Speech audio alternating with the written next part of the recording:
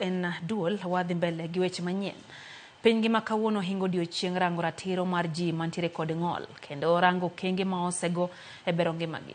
E pacho ka, jo Kenya ma nigi ng'ol yudo midhiero mopogore opogore e kinde ma gimanyo tich, thoro kalo e akweda ma seche moko tamogi nyaka yudo tich kata bed ni gin kod lony madwarore. Sigana makende kawuono molosnwa kod jafwambo marwa Cynthia Onyango wamenyo ni ngima Dickson Oyugi ma osomo weche omenda kod kwano to pok obedo gi hawi mar yudo tich.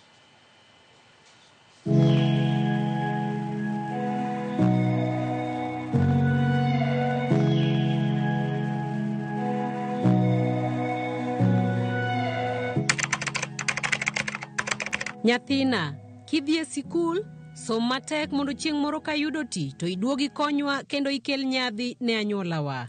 An minu abiro siko e lamo mondo Nyasaye otelni. Ma e ote mar oriti ma miyo ne omiyo nyathine kawuok dala kendo dhi e sikul e mbalariany ma Cooperative e kaunti ma Nairobi.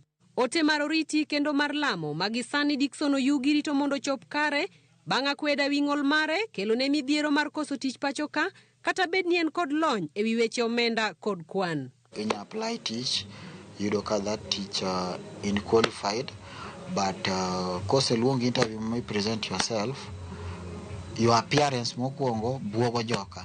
Kaka dhano ng'iya, aja ni kae kama ok dwar joma chal kama. Dickson wacho ni joma ne oluonge tich kane oneno chal mare to ne owacho ni odhi miyo gi ting' mapek ma ok ginyal ka osiepene mane ogeno bende oloko ne tokgi e kinde mane odwarogi. Awinjo ni jogo to koro bodo kawo nyieni mondo wami tich. Dong ma koro wakelo pekwo ma osiepene nong'oga. Katonge ne oromo liech, Dickson ne oparo gweth mar miyo e omenda moro maromo silings 300 mane min gi omiye e kinde mane odhi chako sikul e som mbalariany. Pesa mane opogo kind min gi kod dhier. Ma ema ne obedo mise manyien mar ngima mane otiyogo e chako ohala mar loso sabunde mag luoko mondo oyud kaka okonyore bang' ng'ol mare tame yudo tich ma osomo. Kata bed ni paro makama bende keto e tim ok nobedo mayot, ne obedo mana jakinda. Nitie pesa moro mane madhiwa minwa omiya. Nikech ng'e ndalo ma sikudala cha to notim na rambi. Tanyiso mama na kapok na wuok, nanyiso mama adwa ni miya pesani ma pesani sie mok ma ng'ato miyi.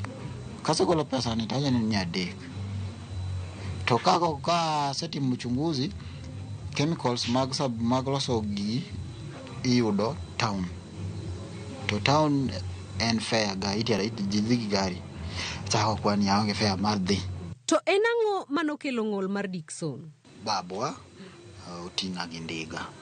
Ne wadhi e chiro. Ina kadala nitie yore matindo go. Koro yor manwaluwo ne notwe rombo e tie ndara. Koro nwakadho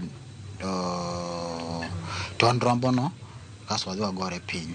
Accept ni en ng'ol chakre klas 8 men 2013. Kaluwore kod lipot mar tend bad migawo mar tich kod arita mar oganda ma pacho ka 2021, atamalo 2.2 mar oganda jo Kenya nigi ng'ol. Lipodni bende yango ni e kwanno atamalo 26.2 ni kod ng'ol mar bedo kod pek e wuoth, atamalo 67 kuomgi odak e chan, kata atamalo 33.3 kende ema ondiki e tich. Lipodni bende yango ni atamalo 2.6 mar joma nigi ng'ol odak e gwenge, kata atamalo 1.4 odak e bombe. Omedo lero ni atamalo maduong' maromo 57 gin mine manigi ng'ol.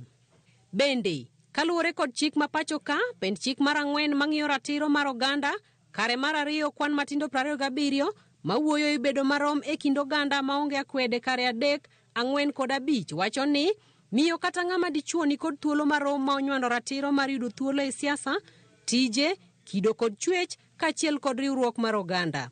Odhi nyime kowacho ni piny Kenya ok bi kwedo ng'ato ang'ata ching kata mopondo e yo moro amora kokalo e rangi mar kido mar del, kit chwech, bedo ni opek, keny, ngimane, oganda moaye, hike, ng'ol, din, dhok ma owacho, nyuol mare e kind weche mamoko.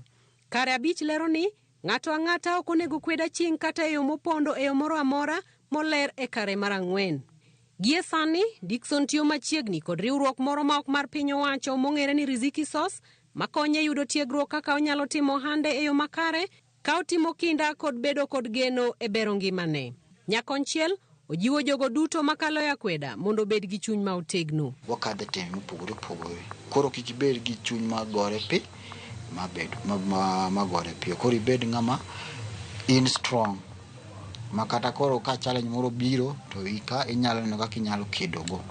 Tarik 3 dwe mar 12 ma Kenya riwre kod piny mangima e yango odiochieng' jogo ma ong'ol, Dickson Oyugi kwayo joma ong'ol mondo oherre giwegi kendo giti matek, ka nyakonchiel to kwayo sirikal ma pacho ka mondo oket chenro makare konyo jogo ma ong'ol. Cynthia Onyango, Ramogi TV.